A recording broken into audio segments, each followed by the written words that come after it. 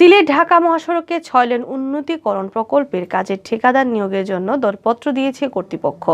Service lane সহ এই সড়ক হবে ২০৯ কিলোমিটার।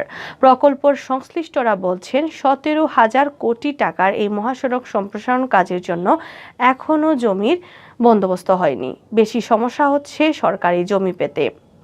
সময় মতো জমি না পেলে প্রকল্প শেষ হতে আরও দেরি হবে, এতে বাড়বে খরচও।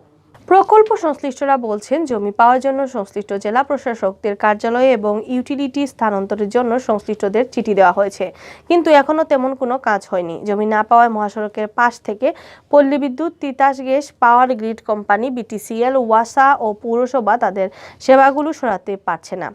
ঢাকা সিলেটে বর্তমানে ২ লেনের সড়ক, যানবাহনের চাপ এই মহাসড়ক সামলাতে পারছে না। এতে একদিকে যেমন সড়ক দুর্ঘটনা বৃদ্ধি পাচ্ছে, অন্যদিকে বিভিন্ন স্থানে যানজট লেগে যাচ্ছে। এ রুটে যাত্রীদের পড়তে হচ্ছে ভোগান্তিতে। এ কারণে চলতি বছরের ১৬ ফেব্রুয়ারি একনেক বৈঠকে এই সড়ক সম্প্রসারণ প্রকল্পে অনুমোদন দেওয়া হয়। এর আগে ২০১৮ সালের ২২ ডিসেম্বর সিলেটে এক জনসভায় শেখ হাসিনা ঢাকা সিলেট মহাসড়ক ৪ লেন করার প্রতিশ্রুতি দেন। প্রকল্প সংশ্লিষ্টরা আরও বলেছেন, Asian highway network, BIMSTEC corridor, SAARC corridor, আঞ্চলিক সড়ক নেটওয়ার্কে সংযুক্ত হতে সাসেক ঢাকা সিলেট করিডোর সড়ক উন্নয়ন প্রকল্প বাস্তবায়ন করছে।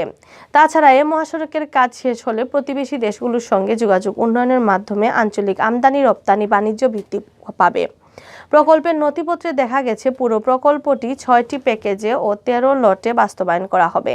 এর মধ্যে প্রকল্প ২টি প্যাকেজের দরপত্র আহ্বান করা হয়েছে। এই প্যাকেজের আওতায় ৬৭.৮৫ কিলোমিটার মহাসড়ক, যেটা কাঁচপুর থেকে নরসিংদী বিসিক হয়ে ভৈরব বাজার পর্যন্ত যাবে। প্রথম প্যাকেজের কাজে মধ্যে নরসিংদী এলাকার জমি অধিগ্রহণ ও ইউটিলিটি সার্ভিস সরাতে বেশি সমস্যা দেখা দিয়েছে।